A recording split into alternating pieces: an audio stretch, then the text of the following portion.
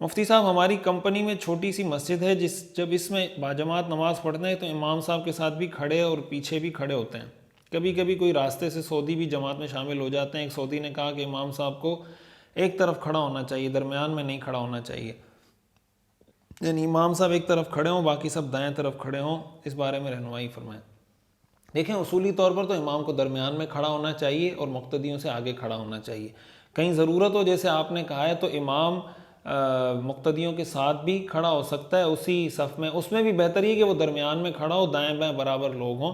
اور اگر کوئی ایسی سچویشن بن جاتی ہے کہ امام کسی ایک کنارے پہ کھڑا ہو جاتا ہے، دائیں جانب یا بائیں جانب، اور باقی مقتدی بھی اس کے ساتھ کھڑے ہو جاتے ہیں، نماز پھر بھی ہو جائے گی۔ لیکن اگر کوئی عذر نہ ہو تو ایسی صورت میں یہ کرنا مکروہ ہے۔ کوئی عذر ہو تو پھر اس میں کوئی کراہت کی بات نہیں ہے۔ مفتی صاحب، کیا نماز کے آخر میں کوئی بھی دعا کر سکتے ہیں؟ یعنی کہ جو ایک تو ریگولر پڑھتا ہے بندہ، اس کے ساتھ کوئی اور بھی دعا ایڈ کر سکتا ہے؟ جو بھی مسنون دعا ہے، قرآن میں ہے یا حدیث میں ہے، ایسی کوئی بھی مسنون دعا آپ پڑھ سکتے ہیں۔ بالکل، آپ ایک دعا پڑھیں، دو پڑھیں، تین پڑھیں، لیکن اگر امام ہے تو امام کو ایک ہی دعا پڑھنی چاہیے۔ باقی اگر اپنی الگ نماز پڑھ رہے ہیں تو اس میں آپ جتنی دعائیں ایڈ کرنا چاہیں کر سکتے ہیں۔ مفتی صاحب، گلدستہ اہل بیت کیسی کتاب ہے؟ گلدستہ اہل بیت غالباً مولانا طارق جمیل صاحب دامت برکاتہم کی کتاب ہے، انہوں نے لکھی ہے۔ میں نے مطالعہ نہیں کیا، اس لیے میں اس کے بارے میں کوئی رائے بھی نہیں دے سکتا۔ کیا عورتوں کے جو بال کنگھی سے گر جاتے ہیں ان کو جلا سکتے ہیں؟ دفن کرنے سے وہ دوبارہ نکل آتے ہیں؟ بالوں کو جلانا نہیں چاہیے، انسانی جسم کا حصہ ہے، اور انسانی جسم کی کوئی بھی چیز اس کو جلانا یا اس کی ایک قسم کی بے اکرامی میں آتا ہے۔ اس لیے کہیں دفن کر دیں یا کسی ایسی جگہ ڈال دیں جہاں اس کی بے احترامی، بے توقیری نہ ہو، تو کسی جگہ ایک جگہ جمع کر کے سمندر میں ڈال دیں یا کوئی بھی ایسی صورت ہو۔ جلانا بہرحال مناسب نہیں ہے، مطلب ناجائز ہم یہ تو نہیں کہیں گے کہ کوئی گناہ ہوگا جلانے کا، لیکن بہرحال انسانی جسم کا عضو ہونے کی وجہ سے اس کا ایک احترام ہے، تو یہ اس احترام کے منافی ہے۔ سلمان خان پشاور سے پوچھتے ہیں، کیا سودی بینک کا آڈٹ کرنا جائز ہے؟ دیکھیں، سودی بینک کا جو آڈٹ ہوتا ہے یہ دو طرح کا ہے۔ ایک تو یہ کہ آپ انٹرنل آڈٹ کریں اور آپ سودی بینک میں ملازمت کر رہے ہیں، تو سودی بینک کے اندر ملازمت کرنے کی صورت میں، اس کا انٹرنل آڈیٹر ہونے کی صورت میں تو ظاہر ہے کہ اس کی جاب آپ کے لیے جائز نہیں ہے۔ وہ اسی کا آپ سارا ریکارڈ اور اسی سے آپ تنخواہ ونخواہ سارا لے رہے ہوتے ہیں۔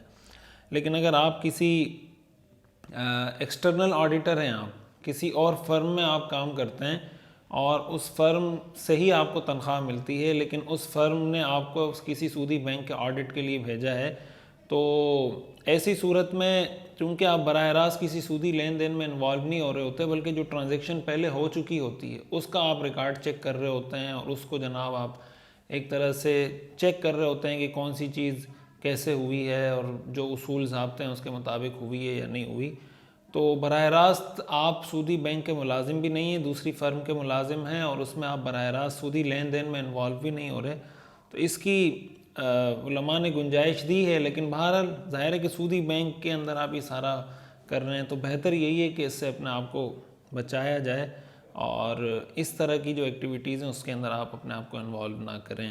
بہرحال شرعی نقطہ نظر سے گنجائش کی حد تک گنجائش ہوگی کہ اس کو حرام، اس آمدن کو حرام نہیں کہا جائے گا۔ کیا حالت حیض میں طالبہ قرآن مجید لکھ سکتی ہے؟ کیا حیض میں قرآن مجید ہاتھ میں لے کر پڑھ سکتے ہیں؟ کیا حیض میں مسجد میں جا سکتے ہیں؟ جو پہلا سوال ہے کہ حیض میں طالبہ قرآن مجید لکھ سکتی ہے، تو قرآن مجید کا لکھنا اس صورت میں حالت حیض میں جائز ہے کہ لکھتے وقت اس صفحے پر ہاتھ نہ پڑے جس صفحے پر یہ لکھائی کی جا رہی ہے۔ تو اگر اس صفحے پر ہاتھ نہیں لگ رہا اور لکھا جا رہا ہے پھر تو لکھ سکتے ہیں، لیکن اگر اس صفحے پر ہاتھ رکھ کر لکھ رہے ہیں جس پر آپ لکھ رہے ہیں، تو پھر وہ جائز نہیں ہے۔ اور مطلب ہاتھ نہ لگنے کا مطلب یہ کہ درمیان میں آپ کوئی گتہ رکھ دیتے ہیں، کوئی ایسی چیز رکھ دیتے ہیں جس میں آپ کا ہاتھ اس صفحے پر نہ لگ رہا ہو، تو پھر لکھ سکتی ہیں۔